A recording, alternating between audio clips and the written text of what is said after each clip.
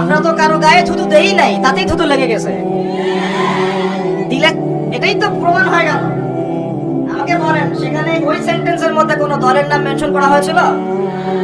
Honestly বলেন তো, কোনো দলের নাম মেনশন করা হয়েছে? কোনো জামাতের নাম, কোনো সংগঠনের নাম? গায়ে পড়ে দোষ মাখলো কেন তাহলে? গায়ে পড়ে দোষটা মাখলো কেন তাহলে? আমরা তো আর বলি না যে অমুক দল আর অমুক সংগঠন আর তমুক সংগঠন ইসরায়েলের পক্ষে কথা বলে, আমরা তো এটা বলি না। আরে নিজে নিজে গায়ে দোষ মাখলো কেন? এটাই বলে চোরের মন পুলিশ পুলিশ। এখন বুঝলাম যে থুতু এক্স্যাক্টলি ঠিক জায়গাতে লেগেছে। আপনারা খুব ভালো করে পড়াশোনা করেন, বর্তমান প্রেক্ষাপট বোঝার চেষ্টা করেন, বোঝার চেষ্টা করেন। আল্লাহর কসম করে বলছি, যারা মুসলমানদের সাথে ইহুদিদের যুদ্ধ চলাকালীন ইহুদিদের পক্ষ নেয়, তাদের পক্ষে একটা পোস্ট দেয়, এর মধ্যে ঈমান বলতে কিছু বাকি নাই। এ যদি মুনাফিক না হয়, আল্লাহর জমিন আর কেউ মুনাফিক নাই। আমি ইতিহাসেরও ছাত্র, বিগত 100 বছরের ইতিহাস আপনাকে শোনাতে পারবো যে ওরা আমাদের কতগুলো বোনকে ধর্ষণ করেছে, ওরা আমাদের কতগুলো শিশুকে হত্যা করেছে, ওরা আমাদের কতগুলো ভাইকে কারাগারে নিয়েছে, ওরা আমার কতগুলো ভাইকে হত্যা করেছে। আমি আপনাকে পরিসংখ্যান দেখাতে পারবো একটা একটা করে। আমার সাথে ডিবেটে বসেন, চ্যালেঞ্জ করলাম। আপনি চোখ দিয়ে পানি পড়তে আপনি বাধ্য থাকবেন। আর যদি মনে করেন ওরা অন্য কোনো জাতি, আমরা অন্য জাতি, ভুল। পৃথিবীর সমস্ত মুসলমান এক জাতি, পৃথিবীর সমস্ত মুসলমান এক জাতি। এই নিরীহ নিষ্পাপ বাচ্চাদের রক্তে যাদের মন কাঁদে না, এতেও তাদের যখন বিবেক বুদ্ধি উদয় হয় না, কিছু করতে না বরং মুজাহিদ ভাইদের পক্ষে একটা কথাও বলতে পারে না, উল্টা মুজাহিদ ভাইদেরকে বিতর্কিত করার চেষ্টা করে। এদের গায়ে থুতু দিব নাকি? জড়িয়ে ধরবো এদেরকে? এদেরকে জড়িয়ে ধরবেন আপনি? এদেরকে চুমু খাবেন? আমি তো অল্প শব্দ ইউজ করেছি, আমি তো খুব সামান্য একটা শব্দ ব্যবহার করেছি। আল্লাহর কসম করে বলতেছি, যারা মাজলুমদের বিপক্ষে অবস্থান নেয়, তারা কোশ্চিনকালে মুমিন হতে পারে না। যারা মাজলুমদের বিপক্ষে অবস্থান নেয়, মাজলুমদের বিপক্ষে কথা বলে, পোস্ট দেয়, ইনিয়ে বিনিয়ে ওদের আকীদাকে ভুল প্রমাণ করার চেষ্টা করে, এরা কোশ্চিনকালে আহলে হাদিসও না, সালাফিও না। মনে রাখবেন, প্রকৃত মুসলমান আর কথিত মুসলমান এক নয়, প্রকৃত আহলে হাদিস আর কথিত আহলে হাদিস এক নয়, প্রকৃত সালাফি কথিত সালাফি এক নয়। এই কথাটা মনে রাখবেন। প্রকৃত সালাফি তারাই যারা মাজলুমদের পক্ষে অবস্থান নেবে, প্রকৃত আহলে হাদিস তারাই যারা মাজলুমদের পক্ষে অবস্থান নেবে, প্রকৃত মুসলমান তারাই, প্রকৃত হানাফি তারাই, প্রকৃত সালাফি তারাই, প্রকৃত সঠিক মানহাজ সেটাই, প্রকৃত সঠিক আকীদা সেটাই যেটা মাজলুমদের পক্ষে অবস্থান নেবে। কোশ্চিনকালেও মাজলুমদের বিপক্ষে যেতে পারবে না। আর আমরা বুঝি না, সারা দুনিয়ার মানুষ জানে কারা জালেম আর কারা মাজলুম। একজন মুসলিম বিজয়ী বীরের আকীদা নিয়ে প্রশ্ন তুলতে পারে, যেখানে মুজাহিদ ভাইদের সামান্য অস্ত্র দিয়ে প্রতিহত করছে, ওদের আকীদা নিয়ে প্রশ্ন তুলতে পারে। এদেরকে কি বলে সংজ্ঞায়িত করবেন আপনারা সতর্ক হয়ে যান। কারণ ভিতরে এমন অনেক মানুষ ঢুকে গেছে যারা আপনার পরিচয় ব্যবহার করে আপনার জাতিকে বিতর্কিত করতেছে। সালাফি আহলে হাদিস ভাইদের সাথে আমাদের কোনো দ্বন্দ্ব নাই। হানাফি আহলে হাদিস, সালাফি আহলে হাদিস আমাদের কোনো দ্বন্দ্ব নাই। হানাফিদের সাথে আমাদের কোনো দ্বন্দ্ব নাই, তবে প্রকৃতদের সাথে দ্বন্দ্ব নাই, কথিতদের সাথে দ্বন্দ্ব আছে। এই ব্রিটিশ বিরোধী বিদ্রোহে ওরা আমাদের কাঁধে কাঁধ মিলে লড়েছিল। ব্রিটিশ বিরোধী যখন বিদ্রোহ হয়েছে, তখন এরাও আমাদের কাঁধে কাঁধ মিলে লড়েছে। শেখ ওলিউল্লাহ মুহাদ্দিস দেহলী রাহিমাহুল্লাহ ছিলেন তাদের একজন, শাহ ইসমাইল শহীদ তাদের একজন ছিলেন, হাজী মোহাম্মদ মুহসিন তাদের একজন ছিলেন, শহীদ কিতুবী তাদের একজন ছিলেন। তারা ছিল প্রকৃত সালাফি, প্রকৃত আহলে হাদিস। আর এখন তো মাশাআল্লাহ মুজাহিদ ভাইদের বিরুদ্ধে অবস্থান নিয়ে ইসরায়েলের পক্ষে পোস্ট দেওয়া শুরু করেছে। তাহলে আপনি ভালো করে চিনেন, আপনার ঘরের মধ্যেই দুশমন ঢুকেছে। আপনার নিজের পরিচয় ব্যবহার করে আপনার জাতিকে বিতর্কিত করার চেষ্টা করছে, আর আপনি আমাকে দোষ দিচ্ছেন। আপনারই ঘরের মধ্যে শুভঙ্করের ফাঁকি ঢুকেছে। আপনাদের উচিত ছিল সেই শুভঙ্করের ফাঁকিগুলোকে বের করে ফেলা, তাহলে আপনাদের ঘরটা পবিত্র থাকতো। এসব মুনাফিকদেরকে আপনাদের ঘরে আশ্রয় দিয়ে পুরো জাতিটাকে কলঙ্কিত করে ফেলেছে। এইসব মুনাফিকদেরকে নিজের ঘরে ঢুকিয়ে তাদেরকে নিজের পরিচয় দেওয়ার পরে আপনি আপনার জাতিকে কলঙ্কিত করেছেন। আমরা তো সবসময় খোলামেলা কথা বলেই যাচ্ছি। সময় বলছিলেন যে তালেবানদের আকীদা ভালো না, বলেন নাই? বলেন নাই? তারপর যখন তারা আমেরিকাকে পিছিয়ে বের করে দিল, নতজানু হয়ে আত্মসমর্পণ করতে বাধ্য হলো, এখন তো ঠিকই বলছেন তারা ইসলামী খেলাফত কায়েম করেছে।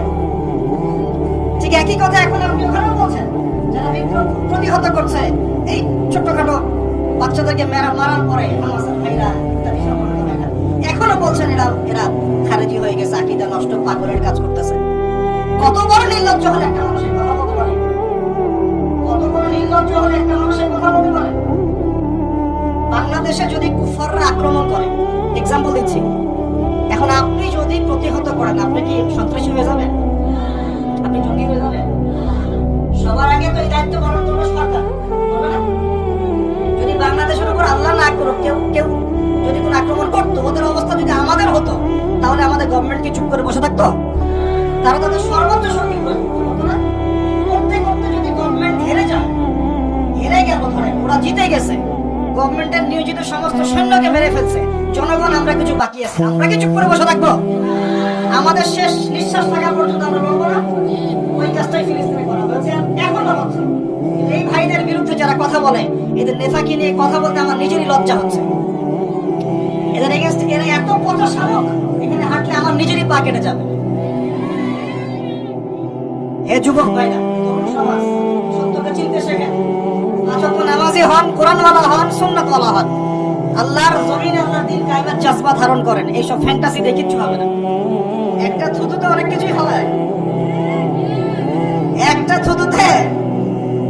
একটা থুতুতেই দেখা যায় যে পুরা জালেম মাজলুম পৃথক হয়ে যায়, মুহাক্কিক এবং মুনাফিক আলাদা হয়ে যায়।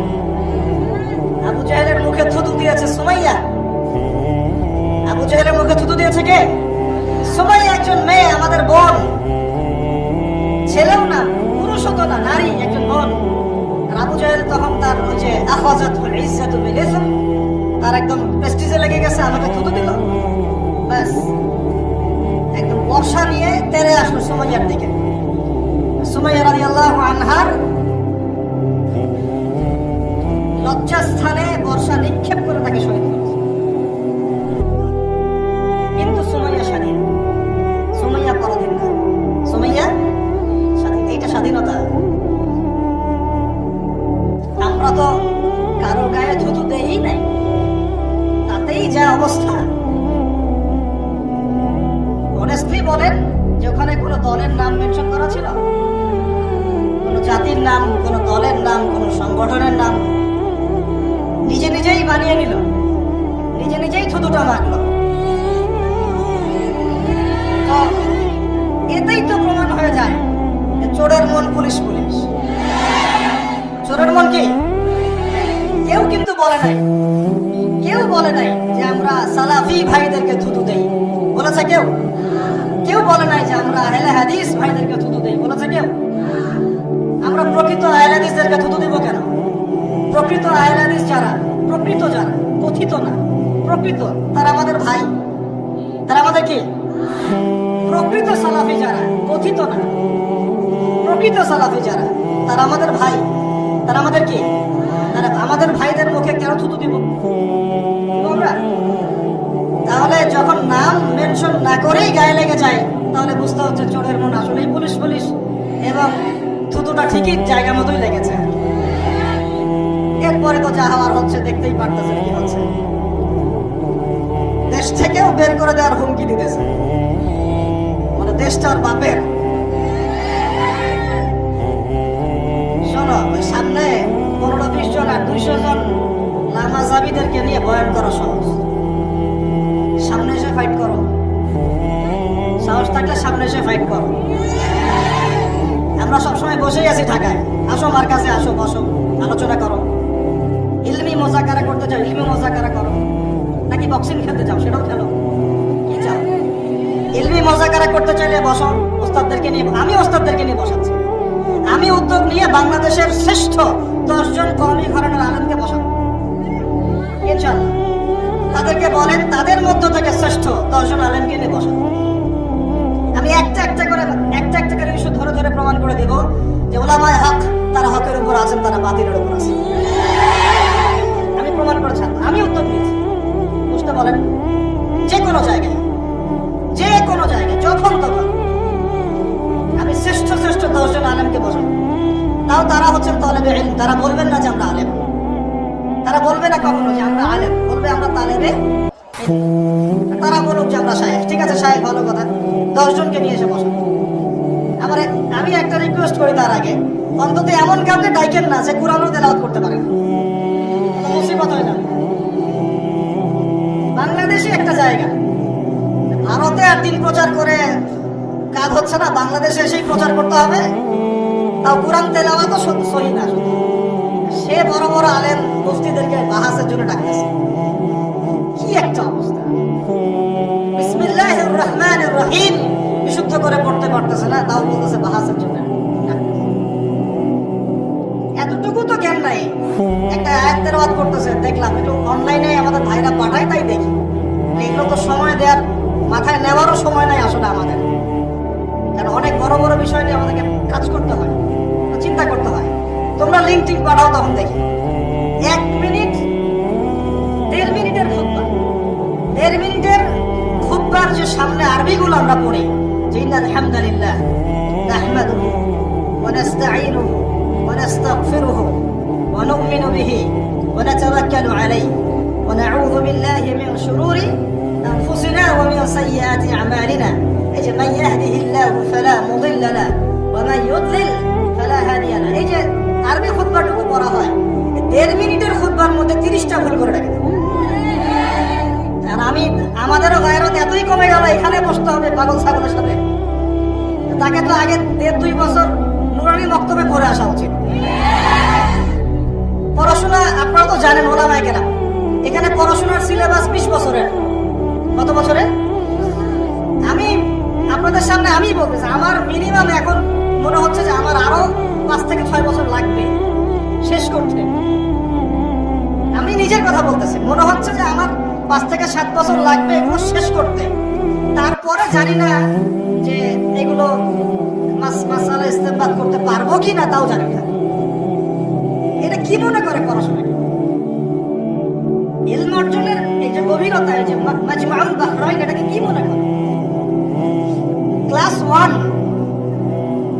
দ্বীনি ইলম অর্জনের ক্লাস 1 হচ্ছে আপনাকে আলিফ বা তা পড়তে হবে, কোরআন তেলাওয়াত করে শিখতে হবে, তাই তো? এটা ক্লাস 1। তারপরে আপনি আসবেন হিফসে, তারপরে কিছু অংশ হিফস করবেন, ওই 1 পারা হোক আর 2 পারা হোক আর পুরো 30 পারাই হোক, হিফস করবেন, তাই না? আগে কোরআন সহি করবেন, তারপর হিফস করবেন। তারপরে ব্যাকরণের কিতাবগুলো পড়তে হয়, মিজান থেকে শুরু করে একদম হেদায়া কুদুরি না পর্যন্ত পড়তে পারলে কেউ আলেম হয়? বলেন, কেউ আলেম হতে পারবে?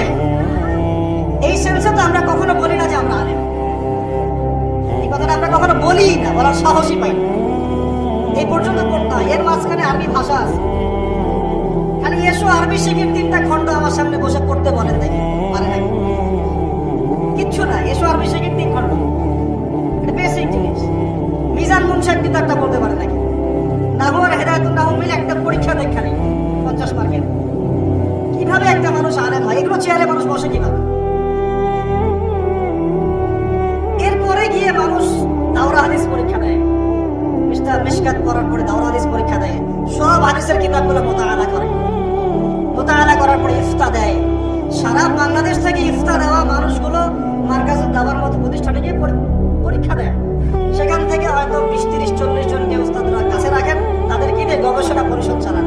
এত সহজ আলেম হয়ে যাওয়া, বাহাস করা, এদেরকে টাকা। আমার কাছে ক্ষমতা নাই, আল্লাহর কসম করে বলতেছি, আমার কাছে যদি পলিটিক্যাল পাওয়ার থাকতো আমি রাষ্ট্রীয়ভাবে এদেরকে বসাতাম। একদিকে ওলামায়ে কেরামকে বসাতাম, আর একদিকে এদেরকে বসাতাম, একটা একটা করে বিষয় দিতাম। একটা বিষয়ের উপর ধারাবাহিক মোনাজারা হবে এবং এটা লাইভ সারা দেশের মানুষ দেখবে, এবং সামনে কোনো কিতাবই থাকবে না, কিতাবেরই দরকার নাই। যারা হাফেজ তাদের কি কিতাব লাগে না? কোরআন কলিজার মধ্যে আছে, বাস। যারা উসুল বোঝে, ওই হাদিসের উসুলও এক কলিজার মধ্যেই আছে, ফিকহের উসুলও কোরআন কলিজার মধ্যেই আছে, আকীদার উসুল কোরআন কলিজার মধ্যে আছে। বসান 10 জন করে, তারপর দেখেন আসলে কে জিতে আর কে হারে। এত সহজ করে বলছেন। মানুষ এখন এমন একটা ফিতনার যুগ চলতেছে, আল্লাহ মাফ করুক আমাদেরকে। যে জীবনে একটা হাদিসের ইবারত করতে পারে না, সে বলতেছে হাদিসটা সহিহ না, এটা সহিহ। আমাকে জীবনে বলতে শুনছেন এই হাদিসটা সহিহ, কারণ আমি এই দুঃসাহসই দেখাতে পারি না। আসমাউর রিজাল সম্পর্কে আমার পড়তে আরো 5 বছর লাগে। আমি কিন্তু বড় কোনো আলেম হয়ে যাই নাই, আমি শুধু দায়ী হিসাবেই এখন আছি, থাকতেও চাই দায়ী হিসাবে, আর তালেবে ইলম হিসাবেই থাকতে চাই, এভাবেই মরতে চাই। আমার নিজেকে এবার ফখর করে মুফতি, মুহাদ্দিস, মুফাসসির এইসব টাইটেল দেওয়ার কোনো ইচ্ছাও নাই।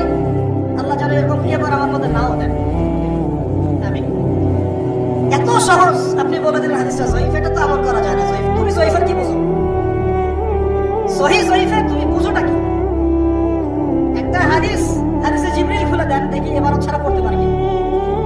যে কিতাবগুলোর হাওয়ালা দিয়ে দিয়ে হানাফি মাযহাবের নামাজটাকে জাল প্রমাণ করা হচ্ছে, হানাফি মাযহাবের নামাজটাকে জাল প্রমাণ করা হচ্ছে, এই কিতাবগুলোর মুকাদ্দামা খালি পড়ে দেখা ভূমিকাটা সহিহ বুখারীতে আছে, সহিহ বুখারীর পুরো ভূমিকাটা খালি পড়ে দেখা, শোনাবে খালি।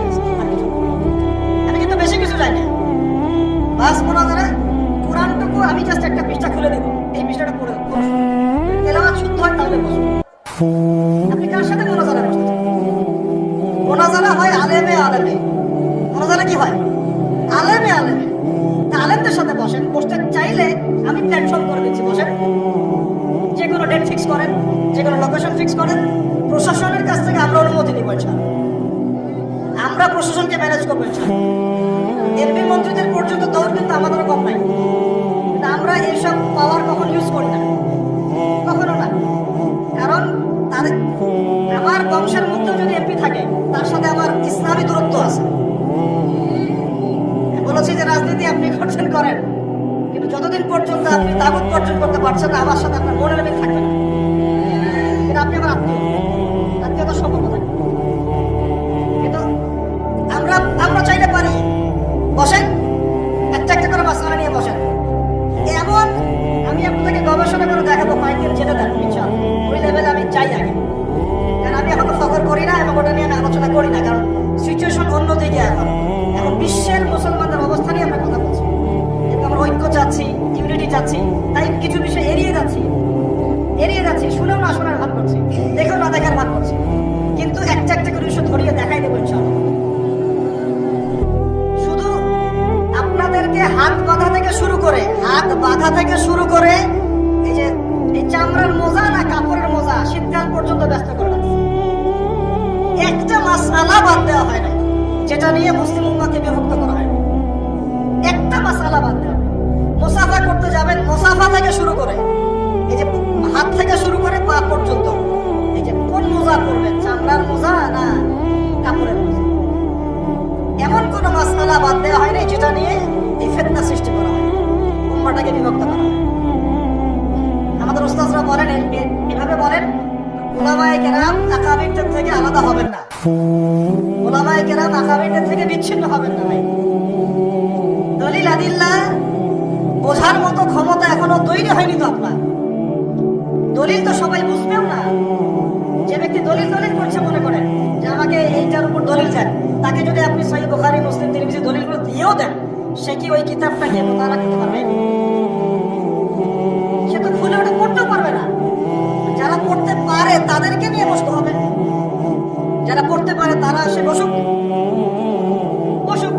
আমরা আঙ্গুল দিয়ে ধরে দেখাই দিই যে হ্যাঁ, যে ইসলামটা চলেছে বাংলাদেশে চিরায়তভাবে সাবকন্টিনেন্টে ওলামায়ে হকের হাত ধরে, মুহাক্কিক আলেমদের হাত ধরে, এই ইসলামের মধ্যে অবিশুদ্ধতা কিচ্ছু নেই। যা আছে এটা কিছু জাহেল মানুষের কাজ। প্রত্যেক ঘরানার মধ্যে কিছু জাহেল মানুষ থাকতে পারে, এটা তো দলিল না আপনার সামনে। মুসলমানদের মধ্যে অনেক মুসলমান আছে না কবরে সেজদা করে, বলেন আছে না নাই? তাহলে এখন আমাকে বলেন, কোরআন সুন্নাহ কি ওকে কবরে সেজদা করতে বলেছে? এখন যদি কোনো খ্রিস্টান বলে যে মুসলমানরা কবরে সেজদা করে, ঠিক হবে কথাটা?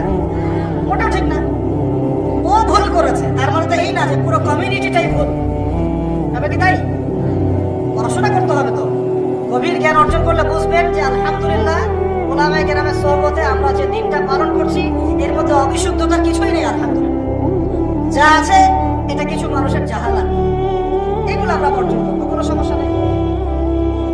মূল সমস্যাটা হচ্ছে আমরা জাতিগত বিভাজনে চলে গেছি।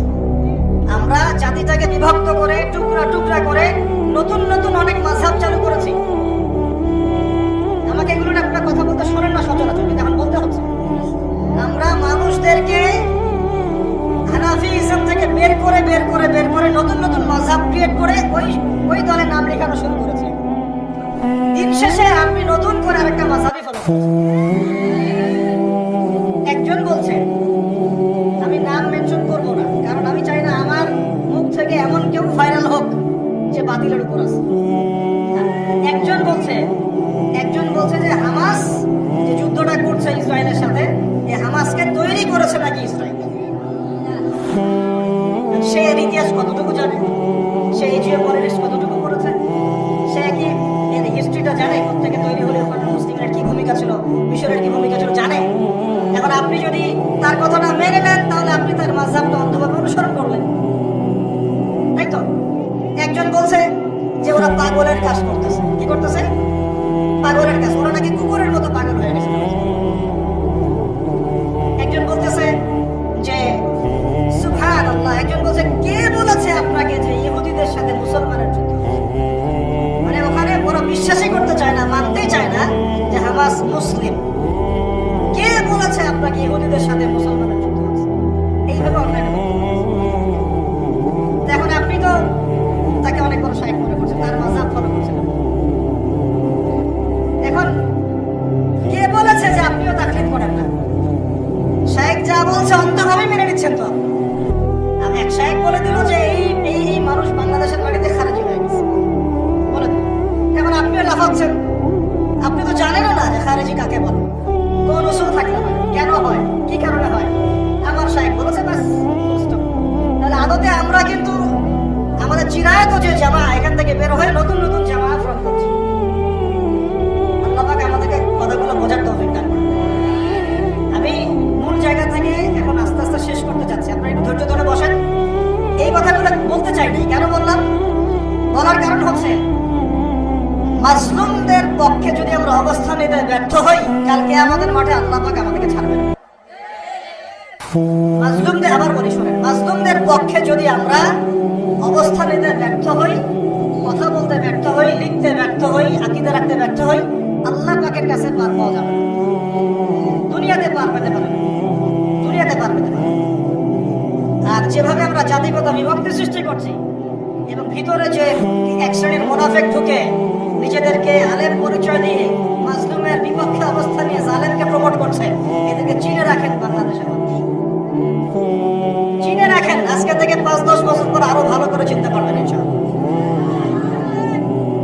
আমি হলফ করে বলতেছি, যদি আমাদের জাতির উপরে কোনো বিপর্যয় নেমে আসে, তবুও এদেরকে আপনি আপনার পাশে পাবেন না। বরং মুসলমানদের দুর্দশায় না মিষ্টি বিতরণ করে, খুশি হয়। মিষ্টি বিতরণ করা মানে খুশি হয়। কোনো মুহাদ্দিক কাউকে যদি নির্যাতন করা হয়, বলে যে খুব ভালো হয়েছে, একজন খারেজিকে একদম ঢুকিয়ে পিটাচ্ছে, খুব ভালো হয়েছে। মুসলমান এই কথা বলে, মুসলমান হয়ে কথা বলে নিজের ভাইয়ের ব্যাপারে। আল্লাহ পাক এই ঘটনার মধ্য দিয়ে, এই প্যালেস্টাইন ইস্যুর মধ্য দিয়ে পুরো বিশ্বকে দেখিয়ে দিয়েছেন কারা জালেম, কারা মাজলুম, কারা মুহাদ্দিক আর কারা মুনাফিক। এরপরে ভাই আপনার চিন্তা ব্যর্থ হলে আপনি সূরা কাহফ পড়বেন।